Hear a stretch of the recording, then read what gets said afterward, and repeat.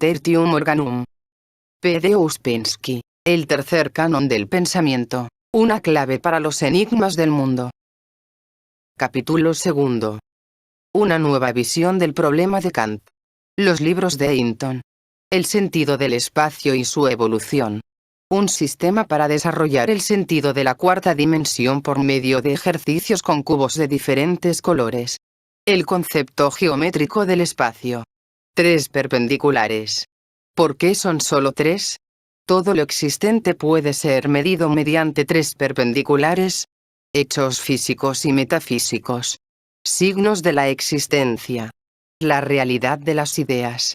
La evidencia insuficiente de la existencia de la materia y del movimiento. Materia y movimiento son solo conceptos lógicos, como bien y mal. Ya dije que Kant planteó un problema, pero no ofreció su solución ni indicó modo alguno de resolverlo. Y tampoco ninguno de los comentaristas, intérpretes, seguidores u oponentes conocidos de Kant halló esta solución o el camino hacia ella. Encuentro la primera vislumbre de una comprensión correcta del problema de Kant, y los primeros indicios de un camino posible hacia su solución, en los intentos de un nuevo enfoque del estudio de este problema del espacio y del tiempo, conectado con la idea de la cuarta dimensión y la idea de las dimensiones superiores en general. Los libros del escritor inglés C. H. Hinton, A New Era of Thought y The Fourth Dimension, contienen un interesante análisis de lo mucho que se ha hecho en esta dirección. Entre otras cosas, Hinton dice que los comentarios sobre las ideas de Kant se ocupan habitualmente solo de su aspecto negativo. Es decir, el hecho de que podemos percibir las cosas a través de los sentidos, solo en tiempo y espacio, se considera como un obstáculo, impidiéndonos ver a qué se parecen realmente las cosas en sí mismas, no permitiéndonos conocerlas como son en realidad, imponiéndoles algo que no les pertenece, algo que las excluye de nosotros. Pero dice Hinton, si la afirmación de Kant la tomamos como es simplemente sin ver en la percepción espacial un impedimento para la percepción correcta y nos decimos que aprehendemos por medio del espacio, entonces es igualmente aceptable considerar nuestro sentido del espacio no como una condición negativa que nos impida aprehender al mundo, sino como un medio positivo por el que la mente capta su experiencia, o sea, por medio del cual aprehendemos al mundo. En tantos libros en los que se trata el tema hay cierto aire de desaliento, como si esta aprehensión del espacio fuera una especie de velo que nos excluyese de la naturaleza. Pero no hay necesidad de adoptar este sentimiento, debemos reconocer el hecho de que es por medio del espacio que aprehendemos lo que existe. El espacio es el instrumento de la mente. Muy a menudo, una afirmación que parece ser muy profunda y abstrusa y difícil de captar, es simplemente la forma dentro de la cual los pensadores profundos arrojaron una observación muy simple y práctica. Y por ahora, contemplemos la gran doctrina del espacio de Kant desde un punto de vista práctico, y llega a esto. Es importante desarrollar el sentido del espacio, pues este es el medio por el cual pensamos acerca de cosas reales. Ahora bien, de acuerdo con Kant, continúa Hinton, el sentido del espacio o la intuición del espacio, es el poder más fundamental de la mente. Pero en ninguna parte encuentro una educación sistemática y completa del sentido del espacio, se la deja para que se organice por accidente, empero, un desarrollo especial del sentido del espacio hace perfectamente claro y simple una serie total de nuevos conceptos. Fichte, Schelling, Hegel desarrollaron ciertas tendencias de Kant y escribieron libros notables. Pero los verdaderos sucesores de Kant son Gauss y Lobachevsky. Pues si nuestra intuición del espacio es el medio por el cual aprehendemos, entonces se colige que hay diferentes géneros de intuiciones del espacio. Esta intuición del espacio deberá ser matizada, por así decirlo, por las condiciones de la actividad mental del ser que la usa, mediante un análisis notable. Los grandes geómetras antes mencionados mostraron que el espacio no está limitado, como parecería informárnoslo la experiencia corriente, sino que somos enteramente capaces de concebir diferentes géneros de espacio. Hinton ideó un complicado sistema para educar y desarrollar el sentido del espacio por medio de ejercicios con una serie de cubos de diferentes colores. Los libros ya mencionados se consagran a exponer este sistema. En mi opinión, los ejercicios de Hinton son interesantes desde el punto de vista teórico, pero pueden tener significación práctica solamente en aquellos casos en los que las personas tengan la misma constitución mental que Hinton.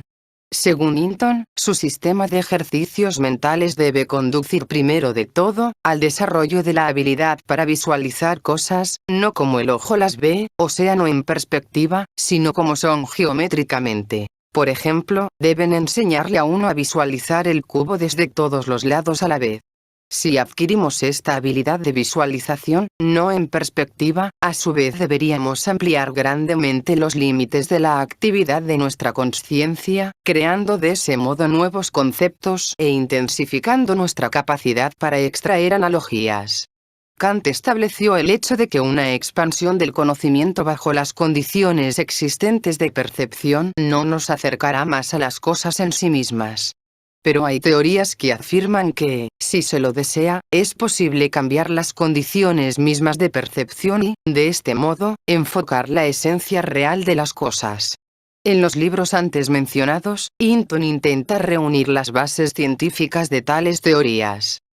Nuestro espacio, como pensamos en él corrientemente, lo concebimos limitado no en extensión, sino en cierto modo que solo puede comprenderse cuando pensamos en nuestros métodos para medir objetos espaciales.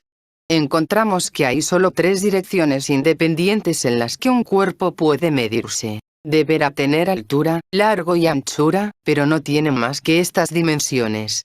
Si en él se tomara cualquier otra medida, se hallaría que esta nueva medida estaría compuesta por las viejas medidas. Es imposible hallar en el cuerpo un punto al que no pudiera llegarse viajando en combinaciones de las 3 direcciones ya tomadas. Pero, ¿por qué el estado debe limitarse a 3 direcciones independientes?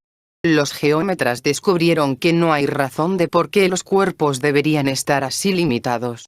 Objetivamente, todos los cuerpos que podemos medir están así limitados.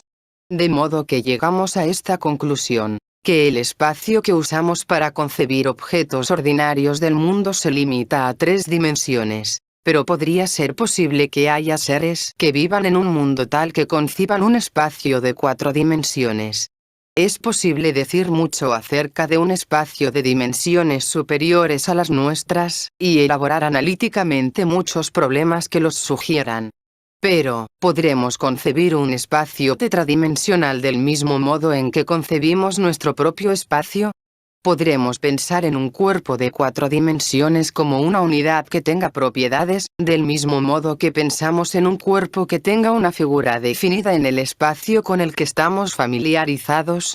Realmente, no hay más dificultad en concebir figuras tetradimensionales, cuando marchamos por la senda correcta, que en concebir la idea de figuras sólidas, y tampoco existe misterio alguno acerca de ello. Cuando se adquiere la facultad de aprehender en las 4 dimensiones o más bien, cuando se la introduce en la consciencia, pues existe en todos de forma imperfecta, se abre un nuevo horizonte.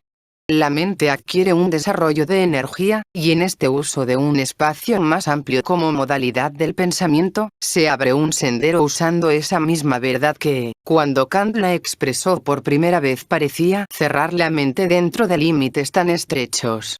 Nuestra percepción está sujeta a las condiciones de estar en el espacio. Pero el espacio no está limitado como pensamos al principio. El próximo paso después de haber formado esta facultad de concebir un espacio más amplio, es investigar la naturaleza y ver qué fenómenos han de explicarse mediante las relaciones tetradimensionales. El pensamiento de los siglos pasados usó el concepto de un espacio tridimensional, y por ese medio clasificó muchos fenómenos y obtuvo reglas para ocuparse de asuntos de gran utilidad práctica. El sendero que se abre inmediatamente ante nosotros en el futuro es el de aplicar el concepto del espacio tetradimensional a los fenómenos de la naturaleza, y de investigar lo que podrá averiguarse por este nuevo medio de aprehensión.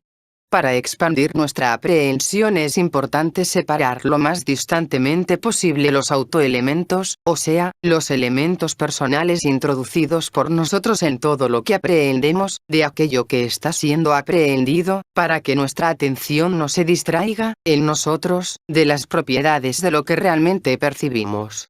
Solo librándonos de los autoelementos de nuestra percepción nos colocamos en una posición en la que podemos proponer preguntas sensatas. Solo librándonos de la noción de su movimiento circular alrededor de la Tierra, o sea, alrededor de nosotros, un autoelemento, preparamos nuestro camino para estudiar al Sol. Lo peor de un autoelemento de la percepción es que nunca imaginamos su presencia hasta que nos libramos de él.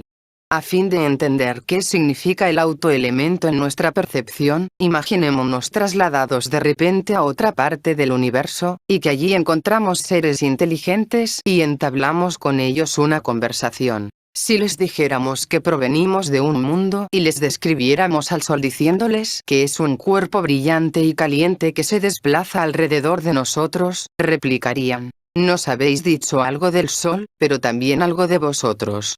En consecuencia, si deseamos conocer algo del Sol, en primer lugar, debemos desembarazarnos del autoelemento introducido en nuestra aprehensión del Sol por el movimiento alrededor de este por parte de la Tierra, en la que estamos.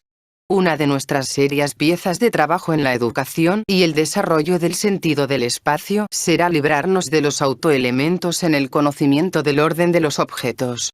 Todavía no está determinada por completo la relación de nuestro universo, o de nuestro espacio, con el espacio tetradimensional. La relación real exigirá mucho estudio para captarla, y entonces nos parecerá tan natural como nos parece ahora la posición de la Tierra entre los demás planetas. Los estudios del orden yo los dividiría en dos clases: los que crean la facultad del orden, y los que la usan y ejercitan.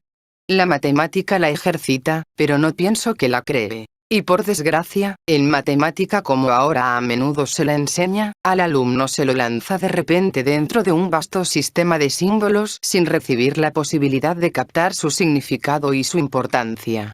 De las posibles unidades que servirán para el estudio del orden, tomo el cubo. Y me encontré con que siempre que tomé cualquier otra unidad me equivoqué, confundí y perdí el camino. Con el cubo no se marcha muy rápidamente, pero todo es perfectamente evidente y sencillo, y se erige en un todo del que cada parte es evidente. Nuestro trabajo será pues, un estudio, por medio de cubos, de los hechos del orden. Y el proceso de aprendizaje será un activo proceso de montar realmente los cubos. De este modo, ponemos a la mente en contacto con la naturaleza.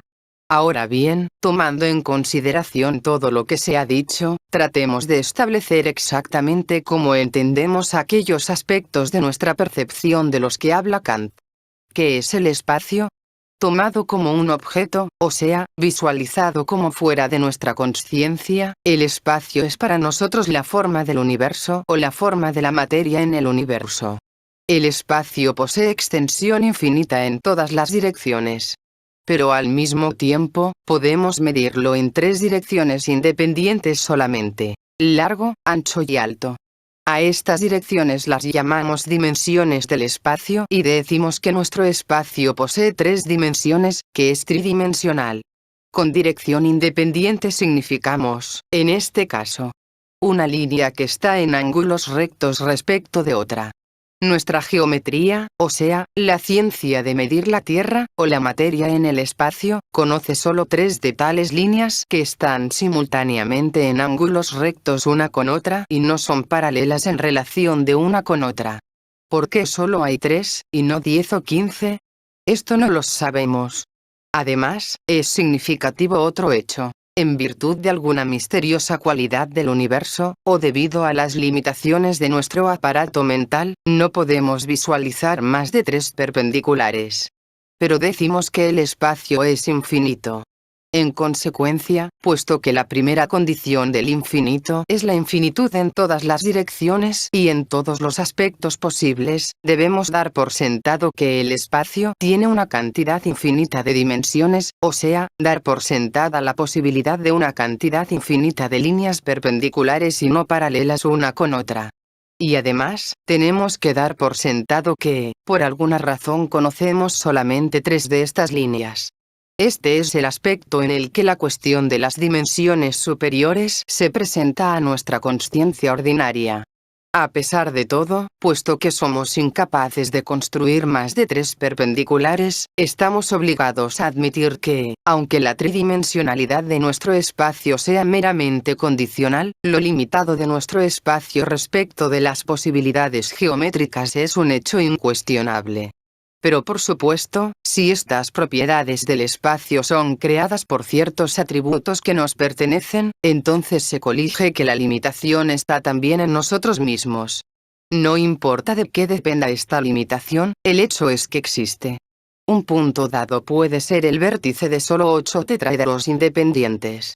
Desde un punto dado solo pueden trazarse 3 líneas perpendiculares y no paralelas. Partiendo de esto, determinamos la dimensionalidad del espacio mediante el número de líneas que es posible trazar en él, las cuales estarían en ángulos rectos una respecto de la otra. En una línea no puede haber una perpendicular, o sea, otra línea. Es espacio unidimensional. En una superficie, son posibles 2 perpendiculares. Es espacio bidimensional. En el espacio, hay 3 perpendiculares. Es espacio tridimensional. La idea de la cuarta dimensión surgió del supuesto de que, además de las 3 dimensiones conocidas por nuestra geometría, existe una cuarta. Inaccesible y desconocida para nosotros por alguna razón, o sea, que además de las 3 perpendiculares que conocemos es posible una cuarta perpendicular misteriosa. En la práctica, este supuesto se basa en la consideración de que el mundo contiene muchas cosas y fenómenos acerca de cuya existencia real no puede haber duda, pero que trascienden cabalmente la medición en largo, ancho y alto, y están, por decirlo así, fuera del espacio tridimensional. Podemos tomar como realmente existente aquello que produce cierta acción, tiene ciertas funciones, representa la causa de algo más. Lo que no existe no puede producir acción alguna, no tiene función, no puede ser causa. Pero hay diferentes géneros de existencia. Está la existencia física, reconocida por acciones y funciones de cierta índole. Y está la existencia metafísica, reconocida por sus acciones y funciones. Una cosa existe, y la idea del bien y del mal existe. Pero no existen en el mismo sentido. Un mismo método de demostración de la existencia no puede servir para demostrar la existencia de una casa y la existencia de una idea. Una casa es un hecho físico, una idea es un hecho metafísico. Los hechos tanto físicos como metafísicos existen, pero existen de modo diferente. A fin de demostrar la idea de la división del bien y del mal, o sea, un hecho metafísico, deberá demostrarse su posibilidad. Esto será suficiente. Pero si demuestro que una casa, o sea un hecho físico, puede existir, de ningún modo eso significa que realmente exista. Demostrar que un hombre puede poseer una casa no es prueba de que realmente la posea. Además, nuestra relación con una idea y con una casa es muy diferente. Por medio de cierto esfuerzo, puede destruirse una casa. La puede incendiar o demoler. La casa cesará de existir. Pero trátese de destruir mediante esfuerzo una idea. Cuanto más se luche contra ella, cuanto más se la discuta, refute y ridiculice, esa idea más crecerá, se difundirá y cobrará fuerza. Por otro lado, el silencio, el olvido, el no hacer, la no resistencia aniquilarán, o en todo caso debilitarán esa idea. Pero el silencio, el olvido no perjudicarán a una casa ni a una piedra. Está claro que la existencia de una casa y la existencia de una idea son existencias diferentes. Sabemos muchísimo de existencias diferentes de ese tipo. Un libro existe y el contenido de un libro existe. Las notas existen, y la música que éstas contienen existe. Una moneda existe y el valor de compra de una moneda existe. Una palabra existe y la energía contenida en ella existe. Por un lado, vemos una serie de hechos físicos. Por el otro, una serie de hechos metafísicos. Hay hechos del primer género y hechos del segundo género. Ambos existen, pero existen de modo diferente. Desde el corriente punto de vista positivista, parecerá muy ingenuo hablar del valor de compra de una moneda separadamente de esta, de la energía de una palabra separadamente de esta, del contenido de un libro separadamente de este, y así sucesivamente. Todos sabemos que esta es solo una manera de hablar, que en realidad el valor de compra, la energía de una palabra, el contenido de un libro, no tienen existencia. Son solo conceptos por medio de los cuales designamos una serie de fenómenos de algún modo conectados con la moneda, la palabra y el libro, pero en realidad muy separados de ellos. ¿Pero es cierto? Decimos no aceptar nada como datos y, en consecuencia, no debemos rechazar nada como datos. En las cosas no solo vemos un aspecto externo sino también un contenido interno. Sabemos que este contenido interno constituye una parte inalienable de las cosas, habitualmente su esencia principal. Y muy naturalmente nos preguntamos dónde está y qué representa. Vemos que este contenido interior no está en nuestro espacio. De modo que concebimos la idea de un espacio superior, que posee más dimensiones que el nuestro. Nuestro espacio llega a ser entonces parte de un espacio superior, por decirlo así, o sea, empezamos a suponer que conocemos, sentimos y medimos solo una parte del espacio, la parte que es medible en largo, ancho y alto. Díjose antes que, por regla general, consideramos al espacio como la forma del universo o la forma de la materia en el universo. Para aclarar más esto, puede decirse que un cubo es la forma de la materia en un cubo. Una esfera es la forma de la materia en una esfera. El espacio, una esfera infinita, es la forma de toda la materia contenida en el universo. En la doctrina secreta, H. P. Blavatsky dice esto acerca del espacio. El absurdo superficial de presumir que el espacio mismo es medible en cualquier dirección es de poca consecuencia. La frase familiar la cuarta dimensión del espacio solo puede ser una abreviación de la forma más completa la cuarta dimensión de la materia. En el espacio, el progreso de la evolución puede destinarse a introducirnos en nuevas características de la materia.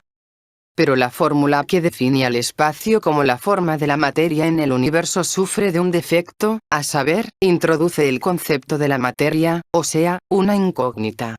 Ya hablé del callejón sin salida de x igual y igual x, al que conducen todos los intentos de definición física de la materia.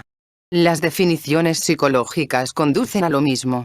En su célebre libro de Physiology of the Soul, Ayersen dice: llamamos materia a todo lo que, directa o indirectamente, ofrece resistencia al movimiento producido directa o indirectamente por nosotros, manifestando en esto una notable analogía con nuestros estados pasivos.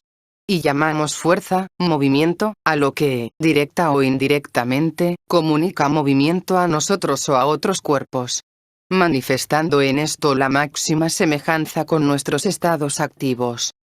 En consecuencia, materia y movimiento son, por decirlo así, proyecciones de nuestros estados activo y pasivo.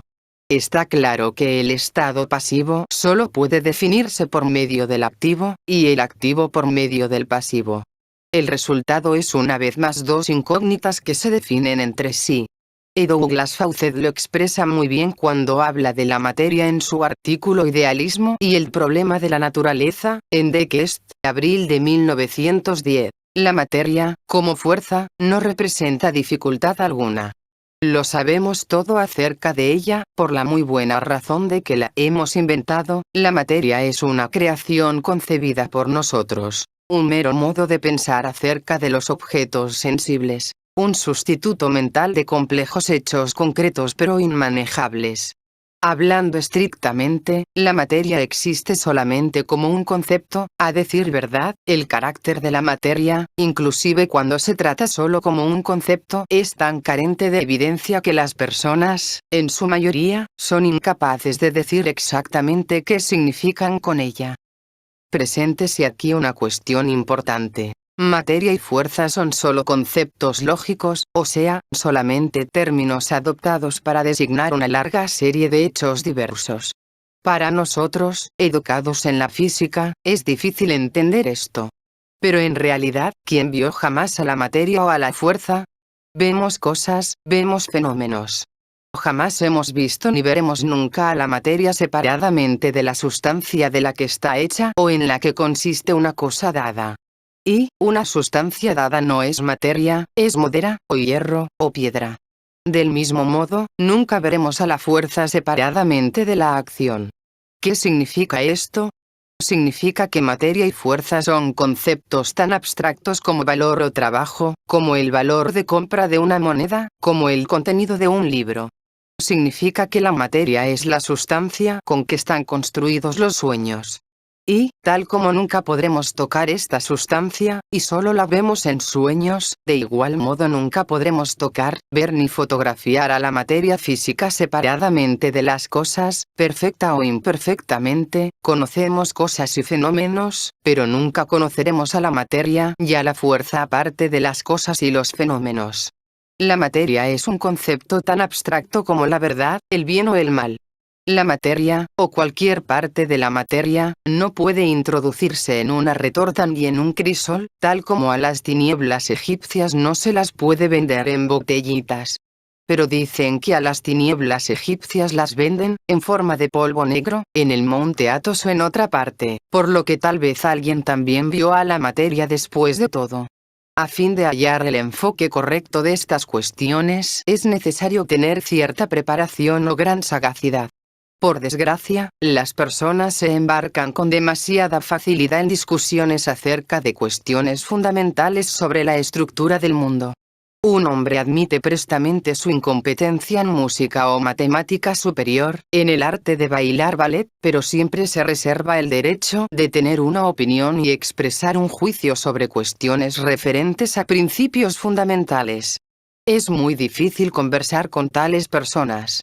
Pues, ¿cómo se podrá contestar a un hombre que lo mira a uno con perplejidad, tamborilea su dedo en la mesa y dice: esto es materia, la conozco, la siento? ¿Esto cómo puede ser un concepto abstracto?